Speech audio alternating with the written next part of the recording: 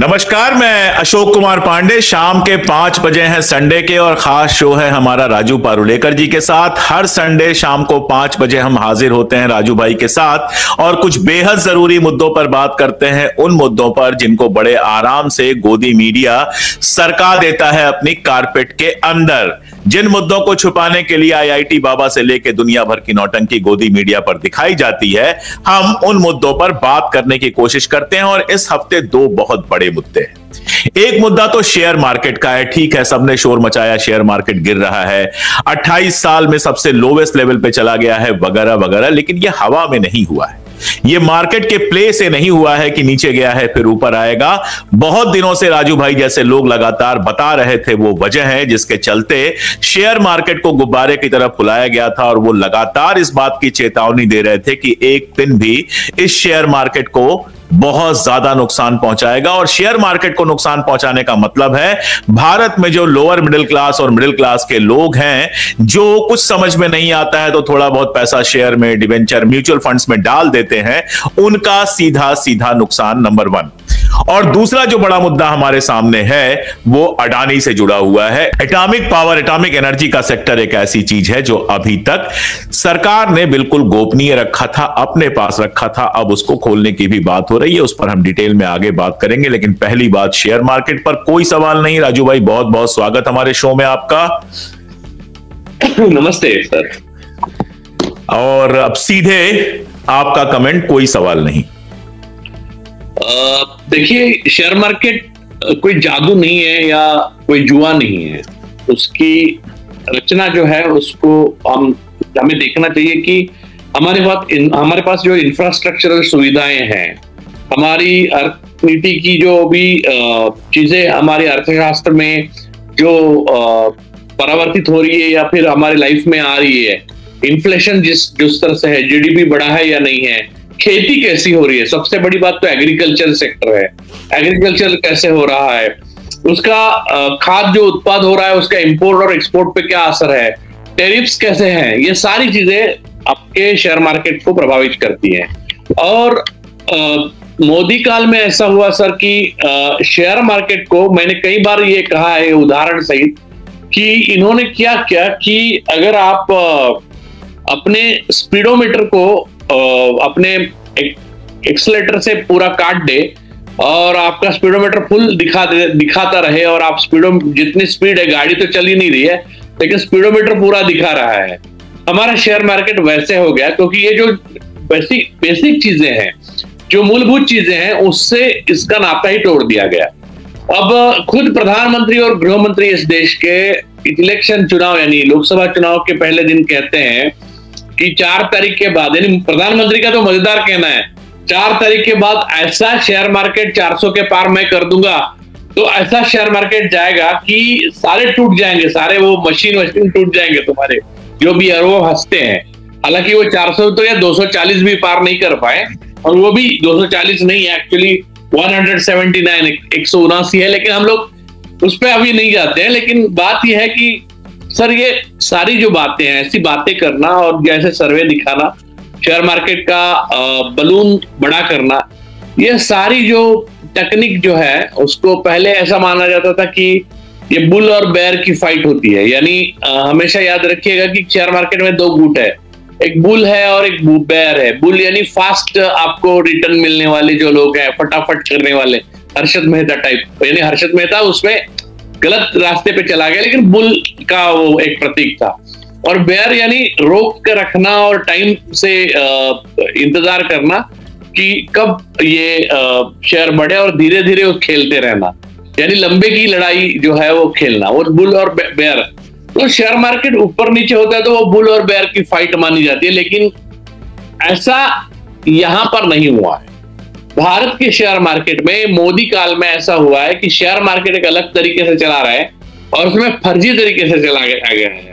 क्योंकि हम कई दिनों से ये एक्सपेक्ट कर रहे हैं कि देश में जो बेरोजगारी है, इन्फ्लेशन है, देश के युवाओं को काम नहीं है, ऐसा 100 करोड़ लोग जो है उनके पास खर्चे के पैसे नहीं है, और जो सारी संपत्ति है सिर्फ कुछ चंद लोगों के 1% लोगों के हाथ में है। और इतनी बड़ी जो खाई है लोगों में, 140 करोड़ के देश में, वो कहीं भी शेयर मार्केट में कैसे रिफ्लेक्ट नहीं हो रही है? क्योंकि देखिए, मिड कैप और छोटे उद्योग जो होते हैं उनके शेयर्स होते हैं, उनके एम्प्लॉयमेंट बढ़ाता है, फिर सर्कुलेशन में पूरी कैश रहती है, लिक्विडिटी रहती है। आप सारा डिजिटल नहीं कर सकते, कैश भी जरूरी है। कैश यानी ब्लैक मनी नहीं। मोदी की समझ यह है कि कैश का मतलब ब्लैक मनी, खैर उनकी समझ भी नहीं, वो यूएसएड से जो उनको बोला जाता था वो करते थे। तो वो सारी नोटबंदी के बाद जीएसटी लगाया गया। अब तो जीएसटी की हालत यह है कि आप जीएसटी पे जीएसटी लगाने लगे हैं, और हर चीज पे जीएसटी, यानी आप जीपे करोगे तो भी जीएसटी लगेगा। तो ये सारी चीजें हैं जो आप जो जनता से टैक्स ले रहे हो उसकी कोई लिमिट ही नहीं रही है, और दूसरी तरफ जनता को कुछ मिलना चाहिए वो नहीं मिल रहा है। यानी आप ऐसा एक रोड बना रहे हो तो 4 लेन का रोड बना रहे हो, तो चारों लेन का पूरा किलोमीटर देख के आप बता रहे हो कि इसका चौगुना जो वो बता रहे हो कि रास्ता हमने 4 किलोमीटर का बनाया, हालांकि 1 किलोमीटर का ही बनता है रास्ता, बस वो 4 लेन का है इसलिए 4 किलोमीटर। तो ऐसे फर्जी दावे, फर्जी स्टैटिस्टिक्स, खाद पे, फिर इंपोर्ट एक्सपोर्ट पे। सबसे बड़ी बात सर यह है कि एफडीआई जो फॉरेन इन्वेस्टमेंट होना चाहिए, डायरेक्ट इन्वेस्टमेंट, वो नहीं हो रहा है। भारत एक चैलेंजिंग मार्केट नहीं रहा, भारत डेड मार्केट है अभी इस वक्त। और दूसरी बात सर, अभी ये हुआ कि जो इन्वेस्टर थे उन्होंने बहुत बड़े पैमाने पे भारत से निवेशकों ने पैसे निकालकर चाइना में डाल दिए, और ये कोई शॉर्ट टर्म थॉट नहीं है, ये लॉन्ग टर्म थॉट है, क्योंकि लोगों ने समझ लिया कि यहाँ पर कुंभ होता रहेगा और ये धार्मिक और हिंदू मुसलमान में लगे रहेंगे, इनका कुछ होने वाला तो है नहीं। तो चाइना तो डेवलपिंग और फास्ट रैपिड डेवलपिंग इकोनॉमी है, और जैसे कि भूचाल आया है, वह अमेरिका में भी कुछ ऐसी चीजें चल रही हैं कि सिक्योरिटी चाहिए निवेशकों को, तो चाइना उनको जस्ट सेफ मार्केट लगा। तो बड़े पैमाने पर हिंदुस्तान से पैसा, पहले कैसे चाइना इंडिया एलिफेंट और चाइना ड्रैगन, तो हमारी एक स्पर्धा थी, लेकिन एआई के मामले में हम इतने पिछड़ गए। एआई के मामला जब आया तब हम धीरेन्द्र शास्त्री में, जगत गुरु या सदगुरु श्री श्री रविशंकर इसमें उलझे रहे, और मोदी जी उसको उत्तेजन देते रहे, और वो सेंगोल लेके घूमने रह गए, भस्म लगा के नए नए डिजाइनर फैशन के कपड़े पहन के घूम रहे हैं। तो अर्थशास्त्र की हमारे अर्थ मंत्री को, वित्त मंत्री को तो अर्थशास्त्र की कोई नीति मालूम नहीं। उन्हें अगर कुछ पूछा जाए इसके भाव कैसे बढ़े, तो वो कहते हैं मैं ये खाती नहीं हूं तो मुझे मालूम ही नहीं। ऐसी बकवास और बेतुक के बयान देना, तो इससे इतनी लंबी की लड़ाई हम हार चुके हैं कि मुझे आश्चर्य नहीं होगा आगे जाकर शेयर मार्केट पूरी तरह से सर कोलैप्स हो जाए। और ये इतना आसान नहीं है जितना लगता है, और लोग समझते होंगे कि अगर अभी गिरा है तो फिर उठ जाएगा, ऐसा नहीं है। जापान जैसे देश का मार्केट ऐसा गिरा था तो 30 साल नहीं उठ पाया था फिर। तो आप ये समझिए कि और गिरेगा तो कल एसआईपी तो 61 लाख लोगों ने एसआईपी अपना बंद हो गया, फिर 10 लाख करोड़ का नुकसान हो गया है। 10 लाख करोड़, आप समझिए कितने लोगों ने खुदकुशी की। हमको नहीं मालूम सर, जहां कोविड में मरते हैं, सामने मरते तो हम नहीं मालूम होता, यहाँ पर स्टैम्पेड में मरे, अपने कुंभ में, उसका नहीं मालूम हुआ। तो आप समझिए कि ये सारी हालात जो देखी गई है, वो देखते हुए मुझे ऐसा लगता है कि सरकार की इस्तीफे की जरूरत अब नहीं पड़ेगी, सरकार अपने आप जाएगी, क्योंकि अर्थव्यवस्था ही नहीं है। तो कोई अर्थव्यवस्था अगर अपना बल खो देती है तो उसकी शासन व्यवस्था अपने आप अपना बल खो देती है, और वो पूरी तरह से नीति विहीन और प्रभावहीन हो जाती है। उसी स्तर तक मोदी अपनी सत्ता को और अपने देश को, दोनों को लेके आए हैं। ये 1945 जर्मनी का है हमारे लिए, आप समझिए 2025 जो हिंदुस्तान का है वो 1945 जर्मनी का है जो हिटलर ने लाया था। लेकिन हिटलर ने वो युद्ध से लाया था, इन्होंने बिना कुछ किए लाया, बस कपड़े बदल। ये सवाल नहीं है, बस मेरी एक आशंका है कि क्या जैसे कुंभ को पॉलिटिकल बना दिया गया, वैसे शेयर मार्केट को भी पॉलिटिकल बना दिया गया, और जिन लोगों से पॉलिटिकल कनेक्शंस थे उनको फायदा पहुंचाने के लिए सारा नाटक हुआ। माधवी बुच कल रिटायर हुई हैं, आज नए सेबी डायरेक्टर आए हैं। मेरा इशारा काफी है, सवाल नहीं है।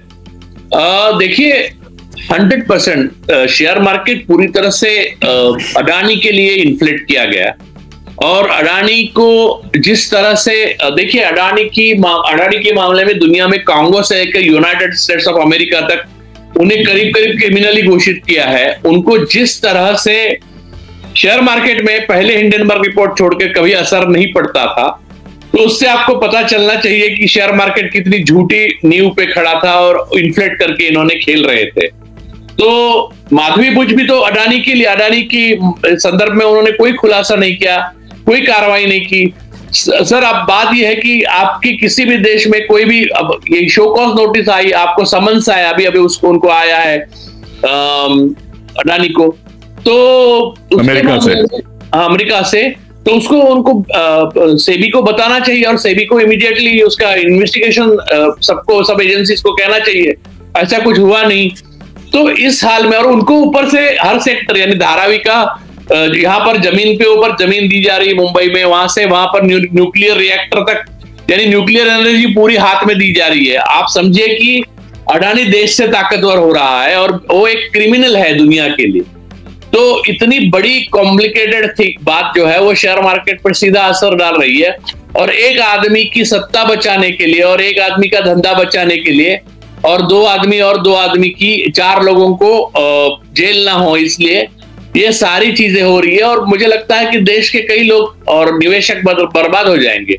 और मुझे नहीं लगता है कि कई लोगों को अब आदत लग चुकी है कि कोई काम नहीं है, मार्केट बाजार में काम नहीं है, छोटे और मध्य उद्योग बंद हो रहे हैं, तो युवा पीढ़ी भी शेयर मार्केट का जुआ जैसा खेलना लगी है। बिना जाने पहले वो देखकर, अपना डील देखकर अपने शेयर मार्केट में निवेश करने लगी थी। तो सारे पैसे पूरे इकट्ठे करके गायब हो जाएंगे, उसका धुआं हो जाएगा और बाद में बर्बादी की कोई सीमा नहीं रहेगी। अब 1930 में जो डिप्रेशन, ग्रेट डिप्रेशन कहते हैं, यूएस में आया था, उस तरह के डिप्रेशन की ओर हम हिंदुस्तान बढ़ रहा है। और इसके लिए वजह सिर्फ सरकारी नीतियां, ये सरकार और अडानी और अंबानी जैसे जो ओलिगार्क है वो है। इसमें देखिए, तानाशाही सिर्फ वजह नहीं है, तानाशाही तो रशिया में भी है, तानाशाही और भी देशों में, लेकिन तानाशाह को बहुत बुद्धि होती है, तो एक नीति होती है, एक अर्थव्यवस्था के मामले में सोच होती है, वो भी नहीं है। और आपको तो मालूम है, हम अमेरिका जाते हैं तो हंस के आते हैं, क्योंकि वो जो बोलते हैं वो हमारे समझ में नहीं आता, हमारे पास ना ज्ञान है ना भाषा है। तो दो टूक जवाब ट्रम्प साहब को फ्रांस के अध्यक्ष देते थे, यूनाइटेड किंगडम यानी इंग्लैंड के प्रधानमंत्री देते हैं। अब जबकि यूक्रेन के जेलेंस्की, यानी वो यूक्रेन के अध्यक्ष भी है और युद्ध भी लड़ रहे हैं अमेरिका की मदद से, वो भी दो टूक जवाब देते, कम से कम अपनी बात को डिफेंड करते हैं, वो जैसे कैसे हो। लेकिन मोदी जी को इतना अपमानित किया गया देश को, हमारे प्रधानमंत्री को कुछ करना, यानी कि इसका मतलब तो एक तो बाहर रिसीव करने ही नहीं आया ट्रम्प, और दूसरा जो वो बिजनेस मीटिंग नहीं थी, यानी इनवाइट कर किया नहीं था, वो बिजनेस मीटिंग हुई थी, तो उसमें हम सब कुछ देख के आए हो, फिर भी वो समन्स तो आया ही अडानी को। तो कुल मिला के यह है कि हमारे पास कोई जवाब नहीं, हमारे पास कोई ज्ञान नहीं, हमारे पास कोई भाषा नहीं, हमारे पास कुछ भी नहीं।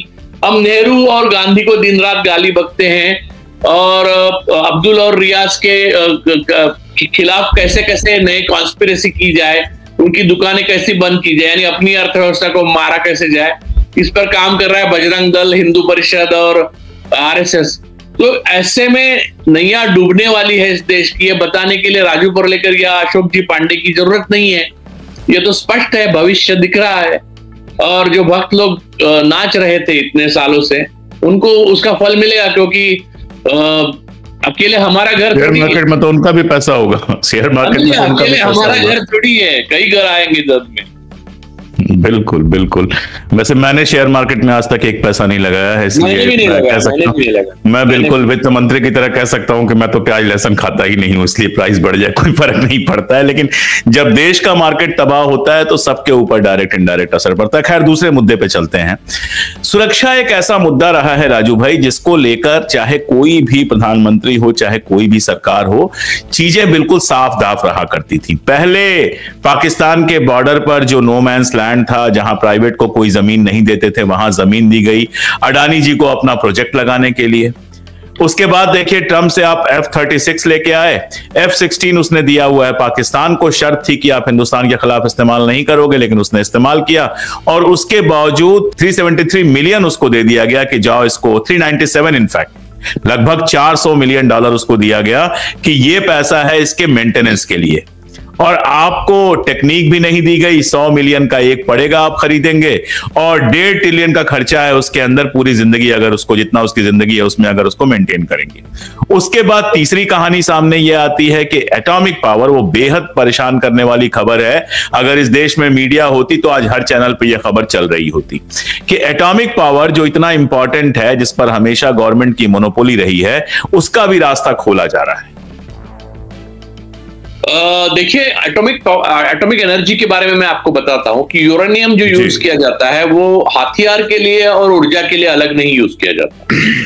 हथियार और ऊर्जा के लिए एक ही। तो अडानी के हाथ में रेड बटन दिया जा रहा है।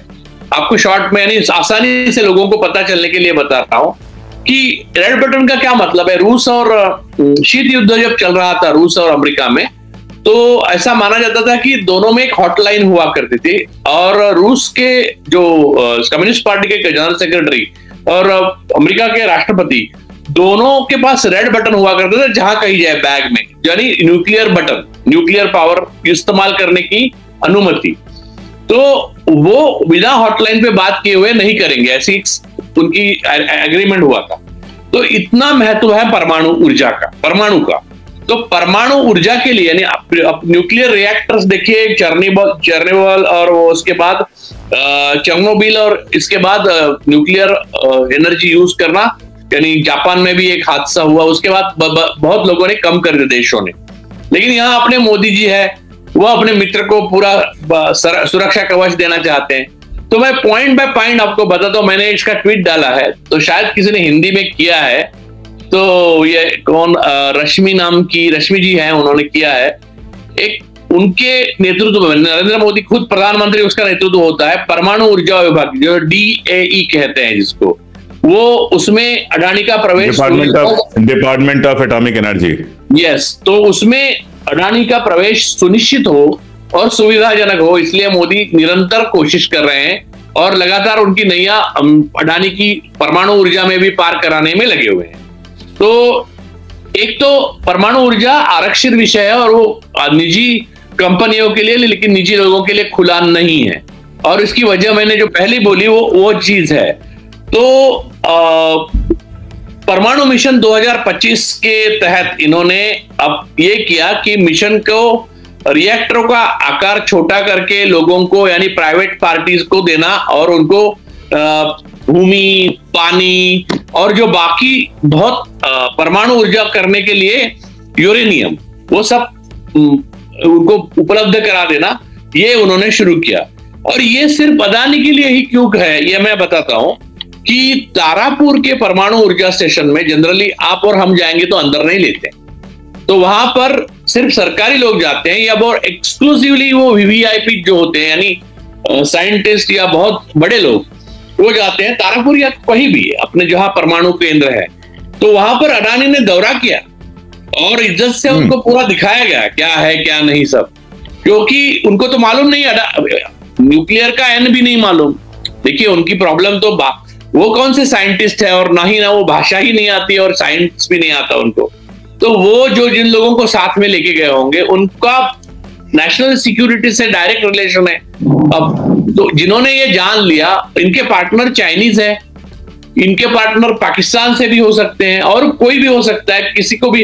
अब आपका संगम में जो 3 पीढ़ियों से जाता है वो कुरुलकर अगर DRDO का बेच सकता है आपके कागजात, तो इन लोगों के साथ, अडानी के साथ जो लोग हैं वो तो हिंदुस्तानी थोड़ी है, सारे दुनिया भर के हैं, और उनका मेन काम तो मनी साइफनिंग और ये वो सब ये रहा है। ये तो US में आरोप है उन्होंने वो। तो ऐसे लोगों को इन्होंने एंट्री दे दी तारापुर में, और ये जो पवन ऊर्जा है या फिर सौर ऊर्जा है या वैकल्पिक ऊर्जा है, उस ग्रीन एनर्जी इसको कहा जा रहा है। हाँ, तो उसमें अडानी तो घुसा दिया उन्होंने, लेकिन उनसे मन नहीं भरा है साहेब का।